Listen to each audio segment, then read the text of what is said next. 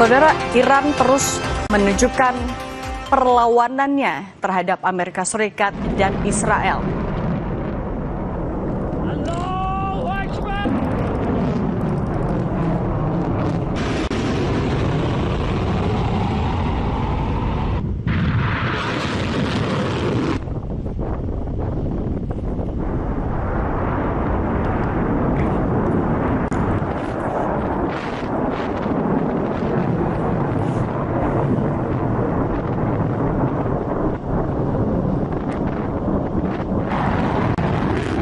Inilah video serangan terbaru yang dirilis Garda Revolusi Iran dalam operasi yang mereka sebut sebagai Operation True Promise 4. Rekaman terbaru menunjukkan peluncuran serangkaian rudal tanpa tanggal dan lokasi pasti, sehingga tidak dapat diverifikasi secara independen. Video ini muncul tak lama setelah Amerika Serikat merilis serangan ke kapal milik Iran.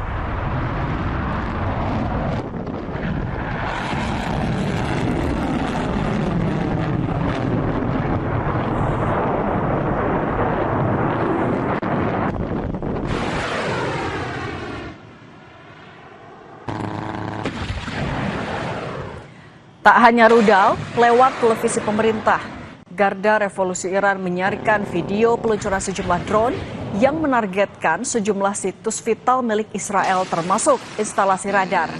Serangan dilakukan hingga malam hari sebagai balasan setelah Israel dan Amerika Serikat meluncurkan operasi militer gabungan terhadap Iran beberapa waktu lalu.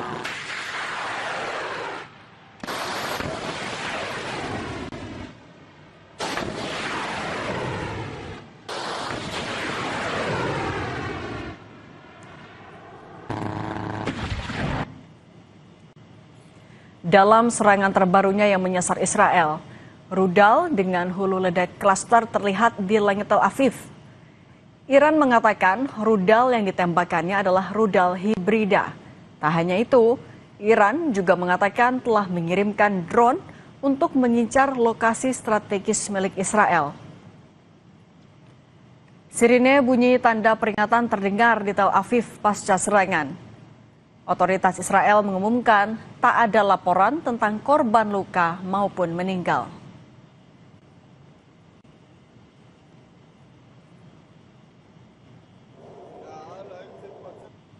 Militer Amerika Serikat merilis rekaman penyerangan kapal induk drone Iran, Erez Shahid Bagheri, pada hari Kamis seiring berlanjutnya serangan Amerika Serikat dan Israel ke Teheran.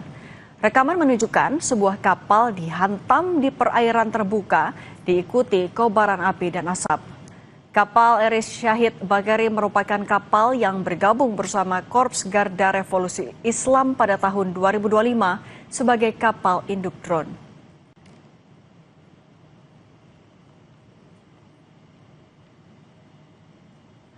Militer Amerika Serikat juga merilis gambar serangan terhadap pesawat seiring berlanjutnya serangan di seluruh Iran pada hari Kamis. Video merekam serangan menargetkan sejumlah pesawat dan fasilitas yang berada di sekitarnya. Media Iran melaporkan lebih dari 1.200 orang dan 6 petinggi militer Iran tewas dalam serangan.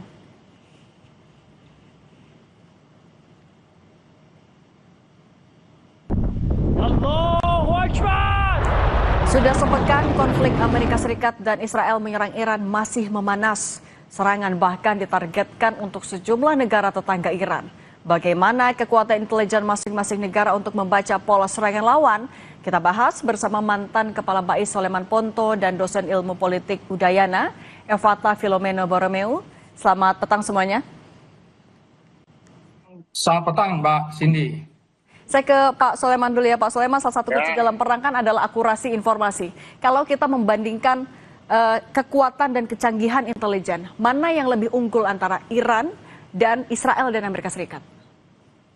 Wah, itu susah, Kak, membanding-bandingkan seperti itu. Apalagi kalau kita membandingkan intelijen itu sangat sulit. Kita lihat, hanya bisa dilihat dari hasilnya. Dari hasilnya aja juga kita bisa melihat mereka berimbang. Jadi bisa dilihat dua-duanya sama itu.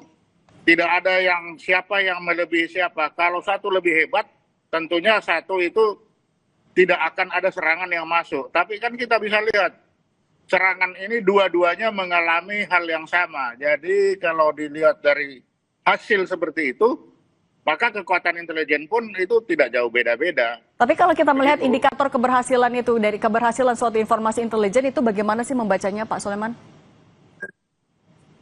Kita tidak bisa mengklaim bahwa itu hasil intelijen. Karena hasil intelijen itu tidak selalu dipatuhi oleh komandan. Intelijen itu kasih 10, nanti komandannya pakai cuma 2, itu bisa. Jadi tidak bisa kita bilang itu hasil intelijen semua, nggak bisa. Nanti komandan marah kalau kita begitu. Dan komandan juga itu bisa memutuskan, saya nggak pakai hasil dari kamu. Itu juga bisa. Jadi kami dari intelijen itu tidak bisa mengklaim, wah itu hasil intelijen hebat. Oh nggak bisa. Nanti komandan marah, karena itu ada di mereka itu. Begitu. Oke, tapi Pak Soleman, oke kita melihat hasilnya, tampaknya Iran bisa mengimbangi Israel dan juga Amerika Serikat. Tapi ketika sasaran serang dari masing-masing negara ini tampaknya bisa menyasar titik strategis, bekal informasi yang mereka bisa kumpulkan itu kekuatannya dari mana saja sih Pak? Mungkin bisa jelaskan, gambarkan biasanya seperti apa? Itu bisa ada 2. Bisa akibat dari memang data intelijen yang lapangan ya, yang empirik mereka dapat, itu yang pertama.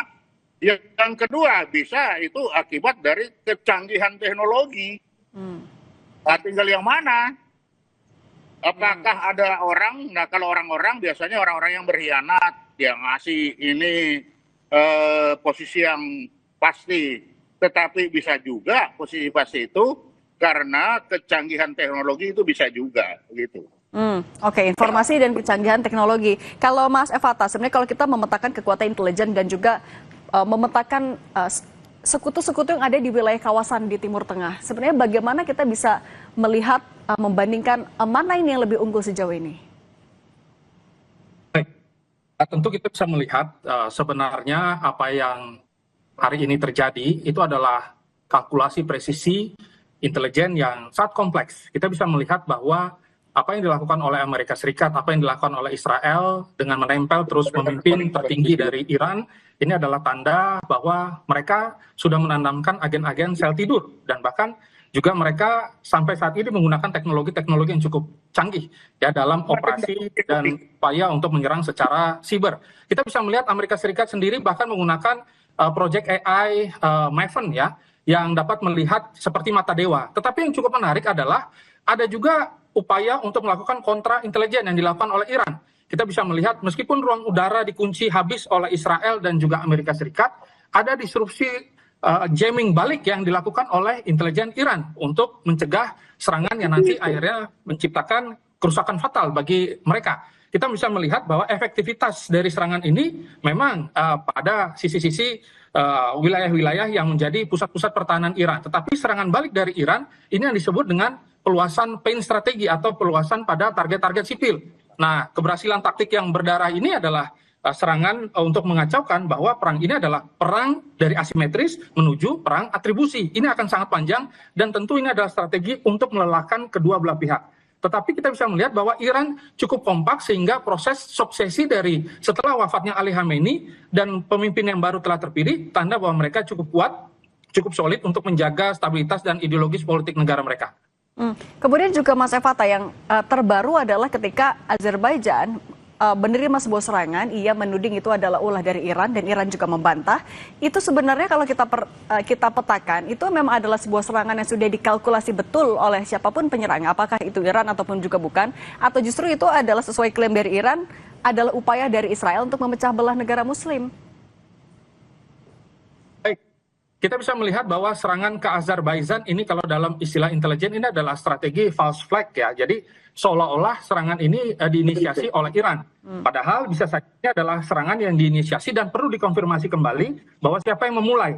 Nah, kita bisa melihat bahwa dalam perang ini sudah ada 12 negara yang berkonfrontasi. Nanti ke depannya bisa saja bertambah sampai 20 negara. Apabila sampai terjadi perang yang berkelanjutan dan semua akhirnya mulai terlibat, otomatis mau dan tidak mau negosiasi menjadi salah satu opsi yang bisa dilakukan oleh pihak-pihak yang berharap agar eskalasi dari perang ini terkontrol dan sesuai dengan harapan dari pihak-pihak yang menjalankan operasi. Maka saya melihat bahwa hal ini adalah hal yang masih terprediksi dan bisa saja ini dilakukan secara sengaja untuk menciptakan titik panas yang baru dan akhirnya pola-pola operasinya menjadi berubah ke arah politik dan juga diplomasi.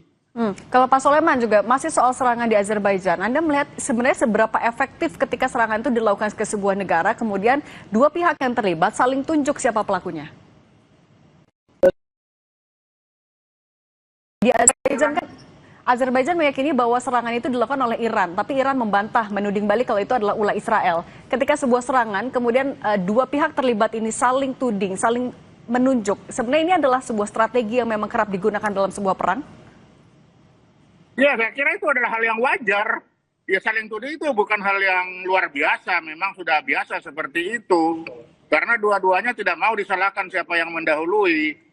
Jadi, itu bukan hal yang luar biasa, memang salah satu strategi untuk memperlihatkan bahwa saya tidak bersalah dalam hal ini. Kalau nanti ada yang menyalahkan, kan begitu.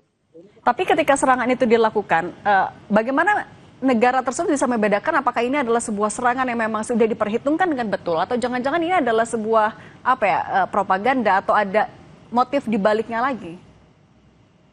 Ya memang kita tidak akan bisa membedakan, tapi yang jelas serangan itu ada. Ya sudah, yang ada, yang faktual yang bisa kita pastikan itu adalah saling menyerang. Itu aja.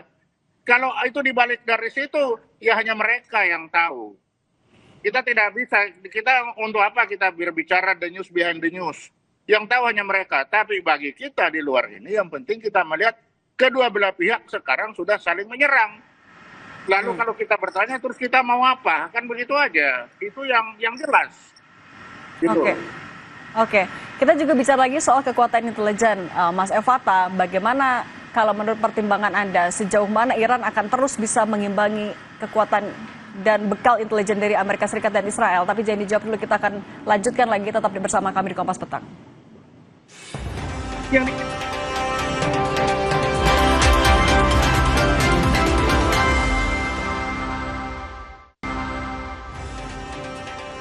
Mojtaba Khamenei, putra Ayatollah Ali Khamenei yang disebut-sebut menggantikan sang ayah menjadi pemimpin tertinggi Iran, belum menampakkan diri ke publik. Mojtaba tidak terlihat sejak serangan udara Israel yang menargetkan kantor pemimpin tertinggi menewaskan ayahnya. Banyak pihak meyakini Mojtaba masih hidup meskipun media pemerintah Iran belum melaporkan keberadaannya.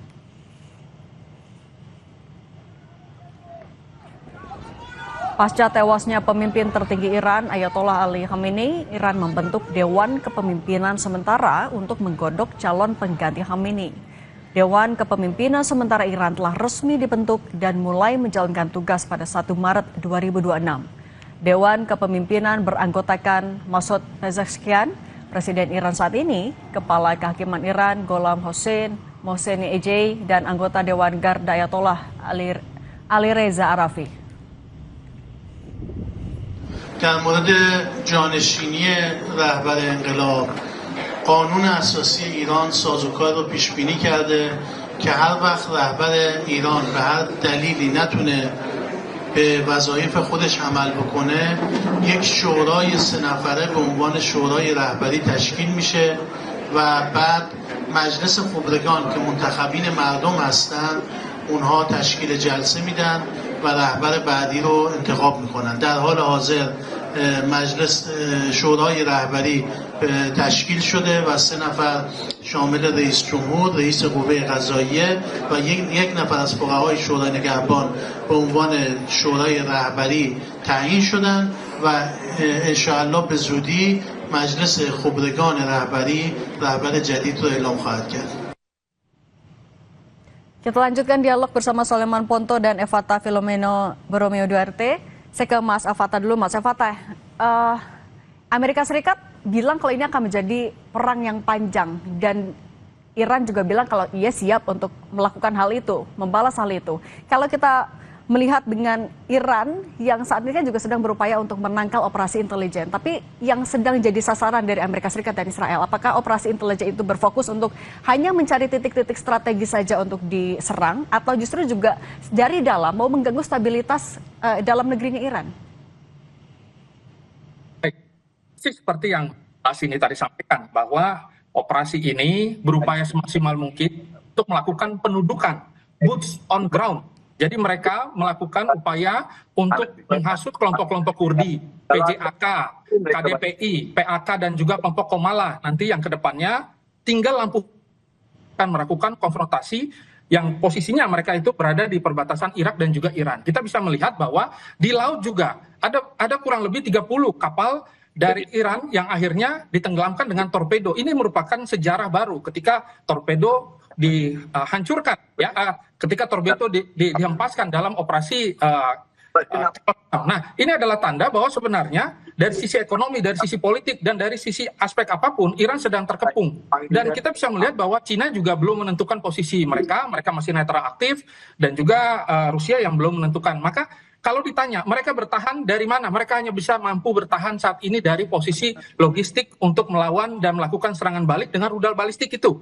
Tetapi apabila dalam kondisi-kondisi tertentu, hal ini juga akan sulit, ya, dan terpaksa mereka harus melakukan diplomasi ulang untuk menentukan posisi-posisi strategis nanti apa yang harus disepakati agar eskalasi ini segera berakhir. Amerika berharap agar perang ini clean, tetapi nyatanya tidak. Nah, sedangkan Iran sudah siap dengan nafas panjangnya, tetapi mengalami collateral damage atau battle damage kurang lebih sekitar 50%. Maka ketika mereka berperang panjang, ini juga akan sangat mempersulit mereka juga. Demikian. Oke. Kalau Pak Soleman, ketika Iran diserang, digempur dari udara, kemudian juga dari stabilitas dalam negerinya juga sedang diganggu oleh menjadi sasaran operasi intelijen, apakah Iran akan mampu sebenarnya menangkal operasi itu dalam waktu yang panjang? Kalau melihat situasi seperti sekarang, memang untuk jangka panjang, kalau terus-menerus ya seperti ini, sekarang aja seperti disampaikan tadi sudah 50% dari si bangunan sudah hancur. Kalau nanti ditambah lagi dengan operasi intelijen untuk penggalangan yang diturunkan, dibuat situasi di dalam negeri menjadi tidak stabil, ini juga akan membuat situasi semakin sulit. Jadi memang lihat situasi sekarang bagi Iran ini agak mengkhawatirkan. Di laut, torpedo sudah bermain, kapal sekian banyak. Sampai hari ini juga kalau kita melihat udara Iran juga dipenuhi, masih tetap dipenuhi oleh pesawat-pesawat dari Israel. Walaupun juga udara Israel dipenuhi oleh rudal-rudal Iran. Tetapi ini untuk jangka panjang, ini akan kesulitan kalau jangka panjang, ya, karena nanti rakyatnya sendiri yang akan menuntut ke pemimpinnya, sudah berhentilah berperang. Kami juga mau makan, kan begitu nantinya. Oke, satu lagi yang juga sedang disampaikan oleh Trump adalah Trump mengancam akan melakukan serangan juga via darat. Kalau menurut Anda, Mas Efata, ini adalah ancaman serius atau gertakan saja? Karena kita tahu Iran juga sebenarnya dikelilingi oleh benteng alami. Ya, saya kira kalau menurut darat... Pak Soleman, sorry, saya ke Mas Efata sebentar. Oke, Mas Efata, silakan. Baik, serangan darat memang tidak terlihat adanya gerakan atau penambahan pasukan. Yang dilakukan oleh Amerika Serikat hari ini adalah menambah pesawat-pesawat tanker untuk mengisi bahan bakar pesawat tempur mereka. Dan kita bisa melihat mereka menambah armada angkatan laut yang kurang lebih sekarang sudah sekitar 40% dari kekuatan Amerika. Itu ada di wilayah dekat-dekat Iran. Nah, ketika mereka menyampaikan bahwa mereka akan melakukan boots on ground atau upaya untuk menerjunkan pasukan, ini adalah upaya untuk melakukan intervensi dan penetrasi secara langsung. Tanda bahwa koordinasi intelijen yang terjadi di dalam pihak IRGC cukup kuat dan operasi penggalangan ini mengalami kesulitan juga. Dan mereka berharap agar perang ini nanti sesuai dengan timeline yang sudah mereka tentukan. Mereka hanya mampu bertahan kurang lebih 2 minggu lagi ke depan. Nah, artinya ini hanya gertakan saja atau memang serius? Terpaksa, Donald Trump terpaksa melakukan hal tersebut. Meskipun Iran dipenuhi dengan benteng alami pegunungan Zargos yang luar biasa, ya, dan command center mereka yang sudah berada di bawah tanah. Tetapi kita bisa melihat bahwa yang sebenarnya nanti dimobilisasi adalah pasukan defense dari Israel, bukan dari Amerika Serikat. Kecuali ke depannya mungkin pasukan komando ataupun pasukan-pasukan yang bergerak untuk menyisir dan melakukan blokade terhadap blokade ekonomi yang dilakukan oleh Iran itu sendiri, bukan dalam pusat pemerintahan. Akan sangat sulit karena itu sifatnya urban, dan urban warfare itu dihindari oleh Amerika hari ini. Kerugiannya sangat besar, mereka punya pengalaman dari Irak. Oke, kalau Pak Soleman, Anda memandangnya bagaimana? Apakah apabila memang perang via darat ini memang dilakukan, ini akan menjadi keunggulan dari Iran? Saya kira kalau pasukan darat nanti itu akan masuk dari Israel sana ya. Kalau dari Amerika ke jauh sekali, dan Amerika mungkin masih punya trauma dengan kasus di Afghanistan, kalau pasukan darat ya. Tapi mereka akan mempertahankan seperti tadi disampaikan bagaimana masalah di Irak. Saya kira tidak akan jauh seperti itu, Bu. Gitu. Oke, kalau ini adalah sebuah perang yang harus diantisipasi akan menjadi nafas yang panjang. Iya, ini tidak menjadi harapan semuanya. Tapi Mas Efata, apabila memang harus diakhiri melalui meja dialog, siapa negara mana yang masih akan didengarkan oleh kedua negara? Ya, kita bisa melihat bahwa untuk diplomasi tidak langsung selama ini Oman masih menjadi kandidat yang bisa dipercaya. Tetapi apabila ini terus berlanjut, saya kira diplomasi ini cukup terlambat. Hanya bisa dengan intervensi militer yang cukup kuat dari negara-negara pemegang veto yang lainnya. Kita bisa melihat misalkan kalau Cina nanti masuk atau Rusia nanti masuk. Atau mungkin Inggris ya, tapi mungkin itu sangat sulit ya, ataupun Prancis, itu pun juga berada pada posisi yang cukup abu-abu. Mereka malah mengirimkan kapal perang berada di sana dan mungkin saja membantu Amerika Serikat, dan NATO mungkin akan berada pada pihak Amerika Serikat. Nah, kita bisa melihat bahwa Iran masih berada posisi sendirian hari ini, dan belum benar-benar ada yang simpati hanya muncul mungkin dari Pakistan, tidak dari negara-negara yang lain. Tapi kalau perang ini berkepanjangan, bisa saja koalisi dari negara-negara Teluk akhirnya merasa bahwa ada upaya pendudukan secara tidak wajar, dan ini mengancam energi dunia, dan kita bisa mengalami krisis energi dunia. Maka semua berharap agar ini segera selesai. Demikian. Oke, membawa perang ini ke meja dialog agar ya adu kuat intelijen Iran versus AS Israel jangan berlangsung panjang. Pak Soleman Ponto, mantan Kabais, dan Mas Efata Filomena Borromeo Duerte, dosen ilmu politik Universitas Udayana. Terima kasih sudah berbagi bersama kami. Sehat selalu semuanya. Terima kasih. Kami akan kembali usai jeda dengan informasi aktivis Del Pedro Marhain dan 3 terdakwa kasus penghasutan saat demonstrasi Agustus 2025 divonis bebas.